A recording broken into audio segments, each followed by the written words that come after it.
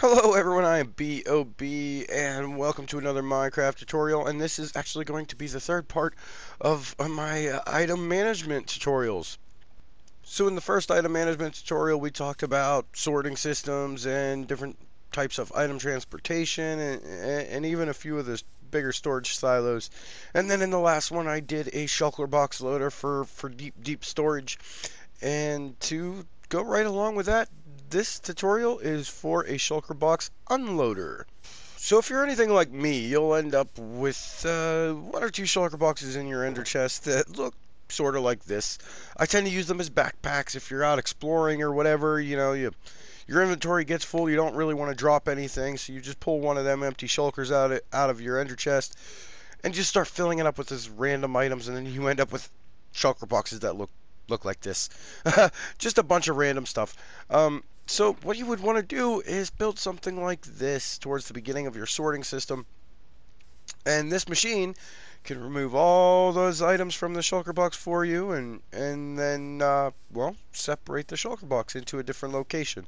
And just to give a demonstration, I have a few shulker boxes that are set up just like this. They only have 10 items inside them, and that's only for the purpose of speeding up the tutorial. So what I want to do with these couple of shulker boxes, and they all just have like the 10 cobblestone in there. We can look inside this chest and this chest to see there's nothing in here. But I want to go ahead and just put all these shulker boxes right in here. So go 1, 2, 2, 2. As you can see, one got dispensed automatically as soon as I put it in there, and as soon as it got emptied, it got broken down. Now this is a little bit complicated. As you can see, we're actually moving the appropriate hopper underneath the shulker box before we break it. So if we look into this chest, we see nothing but empty shulker boxes. And if we look in this chest, we're actually seeing the items that those shulker boxes contain. So this chest is technically the output, where you would have it feeding into your sorting system or maybe some sort of bulk storage system. And then this chest is actually going to be where your shulker boxes themselves drop. Now the items you're going to need for this build can be found in this chest right here. To start off, we're going to need at least 3 chests, and well, 2 of those are going to be a double chest, which is actually going to simulate our item output. So, whenever you actually build this into your world, if you're hooking it into your sorting system, 2 of those chests probably don't need to be there. But you will need at least 3 hoppers, 4 sticky pistons, 4 observers, 1 dispenser, 2 comparators, 1 redstone repeater, 2 redstone torches, 2 dashes of redstone dust, about 13 blocks, solid blocks of your choice, as well as 5 pieces of glass. Doesn't necessarily need to be glass, but it's a good idea so you can see whether or not you have a shulker box in place or not. You'll want at least 2 slime blocks, and of course you could replace these with honey blocks if that's easier for you to get. And, well, just 1 button, and that's just going to be sort of a fail-safe system. Now the area for this build is a 5x6 space, and the whole machine is about 5 blocks tall. But as you can see, I built this off the ground at least 1 block, and that is only because of the slime blocks on the bottom. I don't want them sticking to the ground, so I'll be doing that here. And of course I could have just dug a hole underneath, but this is how I set it up. So to get started here, we're gonna come to the back corner, the back right hand corner of this 5x6 area, and I'm going to start off by placing a temporary block, and I'm going to have an observer on top of that temporary block. Now right on the back of that observer here, I'm going to go ahead and place a solid block with a redstone torch on it. Next, basically it would be right on the face of that redstone torch, we're going to place a sticky piston kind of angling off to the side here, so it'll extend as soon as you put it in place here and come towards the middle of your area. And then we want to go ahead and just place 2 slime blocks on the face of that sticky piston. Next, we're going to be putting in our output chest. So to do that, we're actually going to just put on a couple of temporary blocks off our little slime platform here. So I'm going to put one temporary block on the end. I'm going to go ahead and just place a chest on top of that. We'll get rid of that temporary. And then 1 block away, we're going to place in another temporary block on the side of this slime block. And then we're going to go ahead and put a chest on this, and this chest is our main item output chest. So yeah, in the version you built in your own world, it, you might not need this chest here. It would just be a hopper chain coming out, or maybe you do want a chain directly after the machine. In which case, if you wanted to pull a hopper from this chest, you'd want to place it one block away from your slime blocks, obviously. Otherwise, they would stick to said slime blocks. But the fact that hoppers stick to these slime blocks and actually move along with them in the Bedrock edition is exactly how we've managed to separate these outputs. So what I want to do is place in a couple hoppers. We're going to place one into the side of this small chest on the end here, and then the other one feeding into the side of the long chest, which is representing our output. Next, we're going to want to have an observer. We're going to want that thing facing down right at this extended piston, or the extended sticky piston that we already have in place. So you want to just get up on top of that and just jump stack an observer right on that thing. And then we're going to go ahead and place a solid block on the back of that observer. I'm going to come over here on our hoppers, and I'm going to place a dispenser right up against that solid block so it's facing out right over top of this hopper here.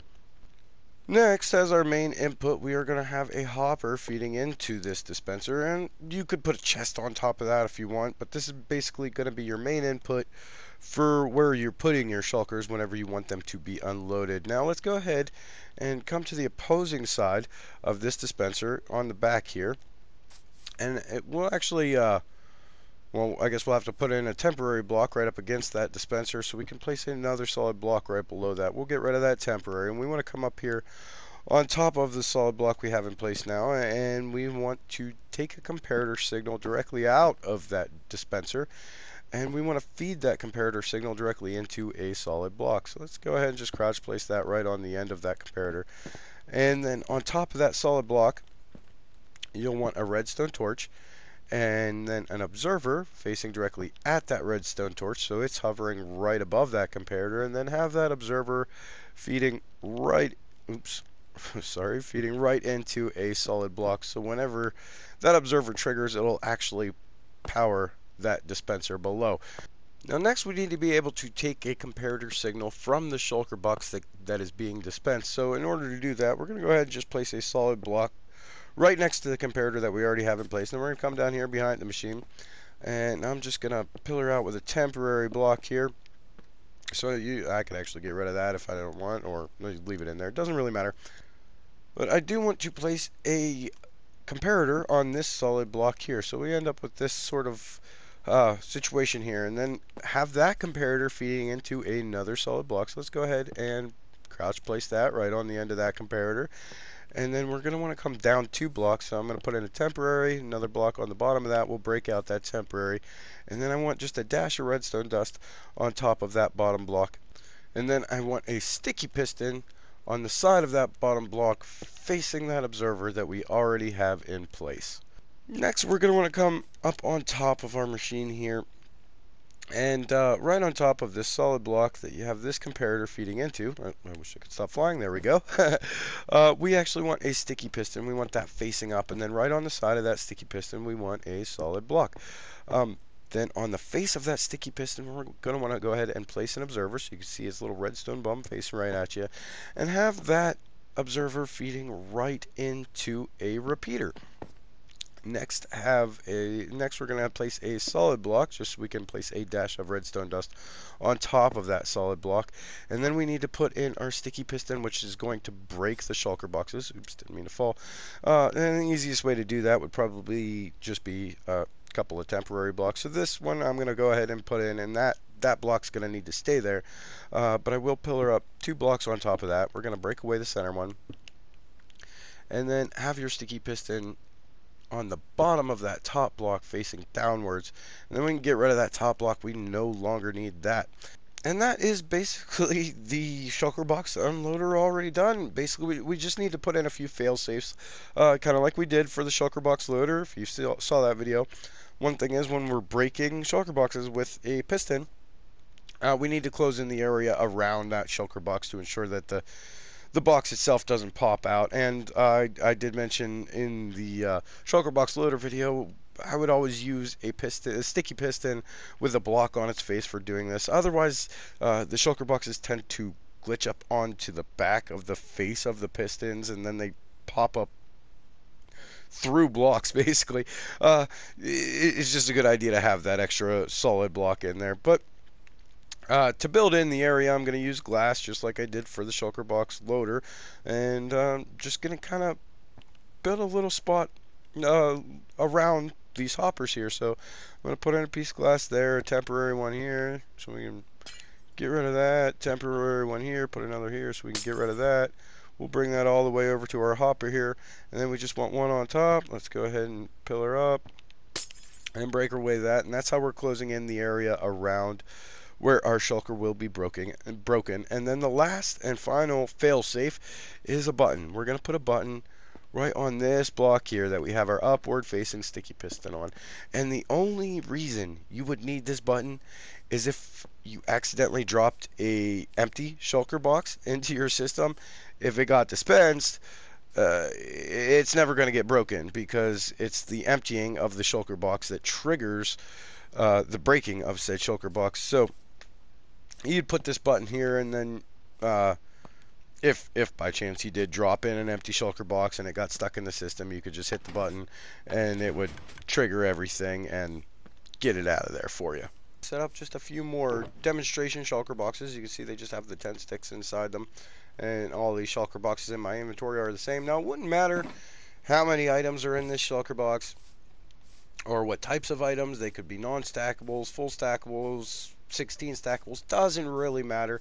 The only thing that does matter is that there's something in the shulker box, because if it is empty, like I said earlier, it won't actually break on its own. You'll have to run around, hit the button, and cause the machine to expel that shulker box into your output here. So let me go ahead and just drop these 3 demonstration boxes in. As you can see, it automatically gets dispensed. As soon as it's emptied, it gets broken, and you can see it ended up into this chest right here. All the sticks, they're ending up in this double chest. There's a lot about this system that seems like it wouldn't be reliable. For example, how quickly these hoppers are moving, but somehow still collecting these shulker boxes. I've put it through the ringer. I've tested it and tested it and tested it, and it seems to work every time. In fact, before this design, I was utilizing a locking hopper system to do this, and this design actually proved to be more reliable than that system.